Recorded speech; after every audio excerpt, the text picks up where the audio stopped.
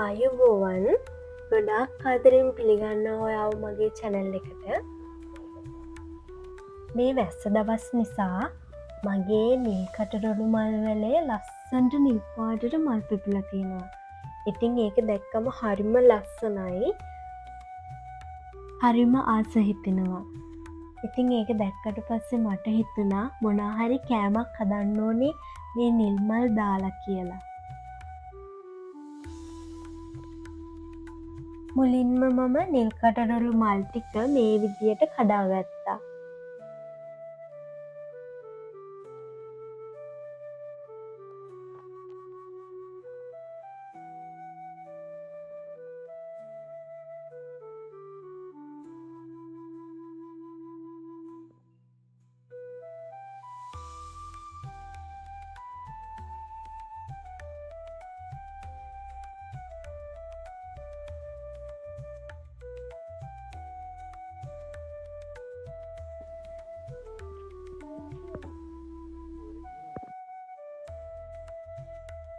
ඊට පස්සේ මම ඉන්දියාප්ප ටික තම්බ ගන්න කෙසෙල් කොලයකුත් කපාගෙන අරන් ආවා.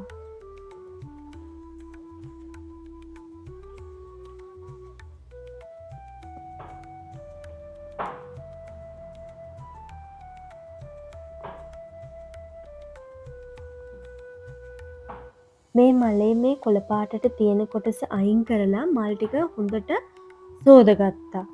මේක ගොඩක් හෝදගන්න ඕනේ නෑ, මොකද මේක නිල් පාට ගතිය එතකොට යනවා. දෙපාරක් තුන් පාරක් හොඳ පිරිසිදු වතුරෙන් සෝදාගත්තාම ඇති.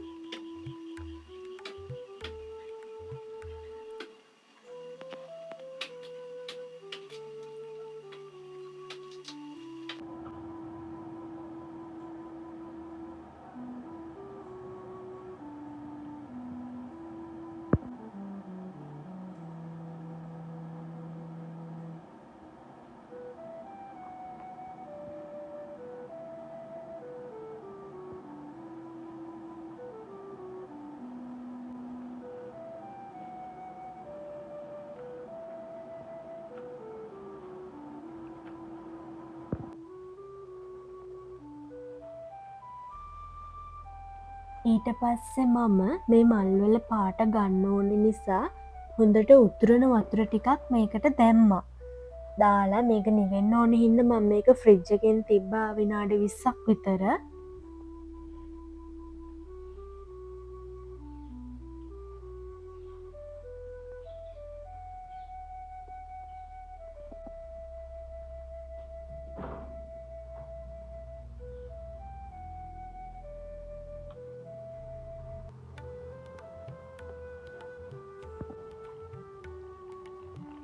මල්වල පාට ආවම නිල් පාට ගතිය ආවම මේක පෙරලා තමයි මම ෆ්‍රිජ් එකට තිබ්බේ.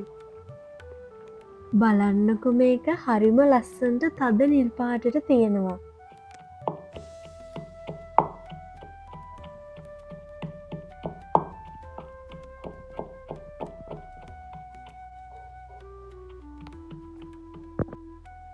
ඒ අතරේ මම ඉන්දියාප්ප කන්න සම්බෝලෙකුත් හදාගත්තා.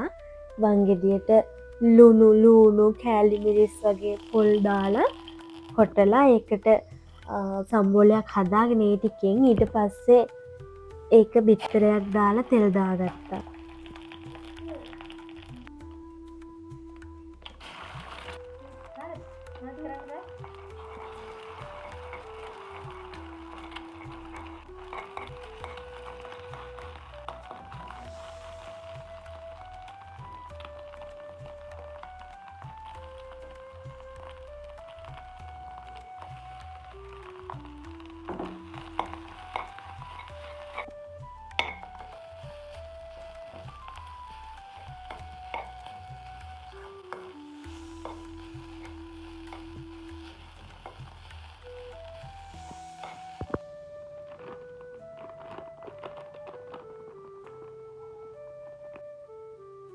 මම මෙතන ගත්තේ කඩේ ගන්න තියෙන ඉන්දියාප්ප පිටි එක.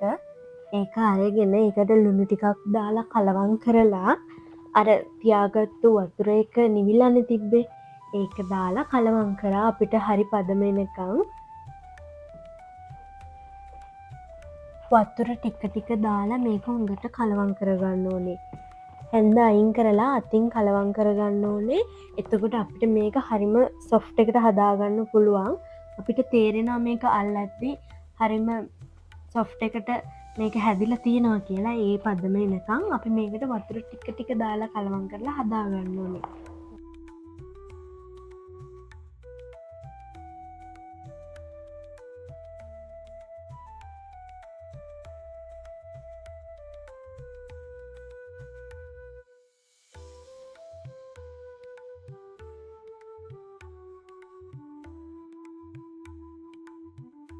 මේ නිල් කටරොළු වල ගුණ මෙහෙමයි කියලා ඉවර කරන්න බෑ. මේවා ඇත්තටම හරිම ගුණයි.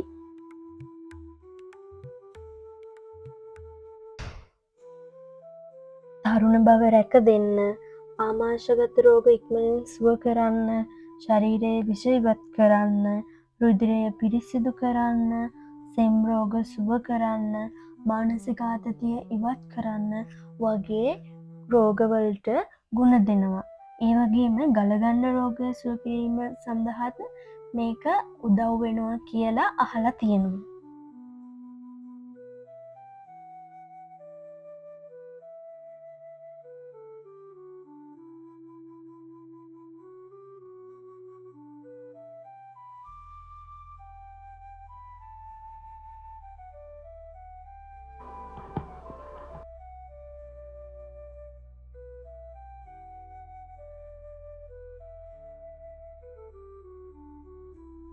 මම අර කපාගෙන ආපු කෙසෙල් කොලේ හොඳට හෝදලා ඒක රත් කරලා ඒක මම රවුමට කපා ගන්නවා. ඒක උඩට ඉන්දියාප්ප වක් කරගන්න ලේසි වෙන්න.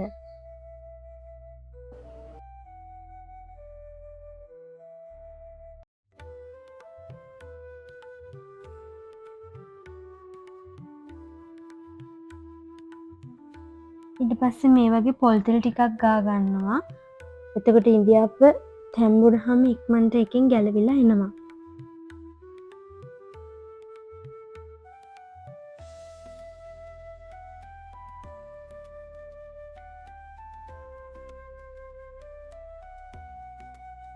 මම මෙතන ඉන්දියාප්ප වංගෙඩියට පිටි ටික දාලා පිටි ටික මේ වක් කරගන්න යනකොට තමයි දැනගත්තේ මම අනාගෙන මදි කියලා. ඒකට වතුර මදි. ඊට පස්සේ මං ආයේ ඒකට වතුර දාලා ඒක හොඳට මෙලෙක් වෙනකන් හොඳට මේ විදියට අනාගත්තා. ඊට පස්සේ හොඳට ගානට ඒක මේ ඉන්දියාප්ප වංගෙඩියෙන් ලස්සනට වැක්කිරුණා.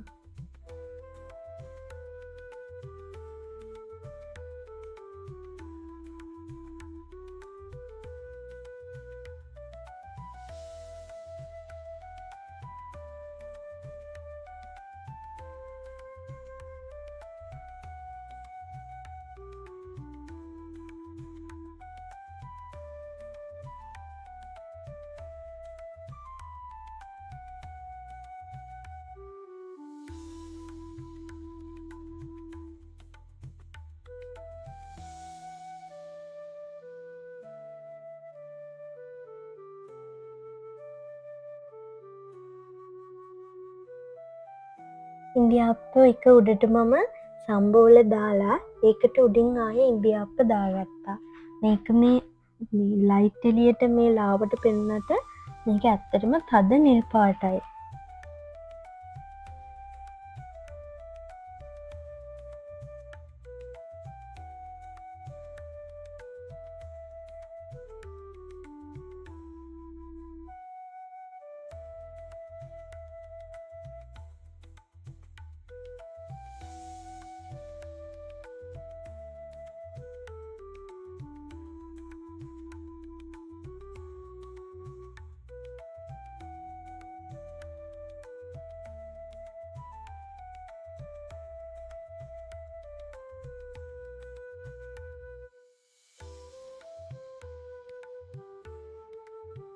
මම මේක රයිස් කුකර් එකේ තමයි තම්බගන්නේ. ඉතින් කෙහෙල් කොලේ හින්දා මේක ඉන්දියාප්පේ ටිකක් ලොකුවට හැදෙනවා.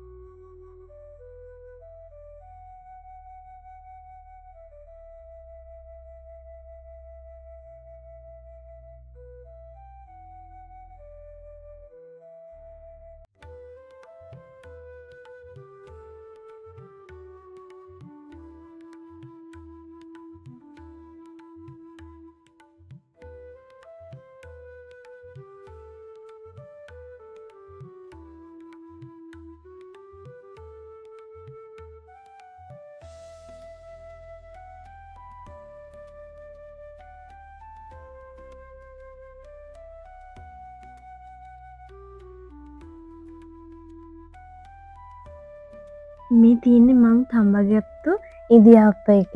ලයිට් එළියට තමයි මේක ලානිලි පාටට වගේ තියෙන්නේ. නැත්තම් මේක හරිම ලස්සනට තද නිල් පාටට ඇවිල්ලා තිනවා. ඒ වගේම මේක රසයි, ගුණයි. මේකට මම මැදට සම්බෝලයක් දැම්මේ. තව මේකට අපිට එකතු කරගන්න පුළුවන් මේක කද්දි මොනවා හරි මාළු හොද්දක්, මස් හොද්දක් වගේ කැමති දෙයක් එකතු කරගෙන මේක රසට කන්න පුළුවන්.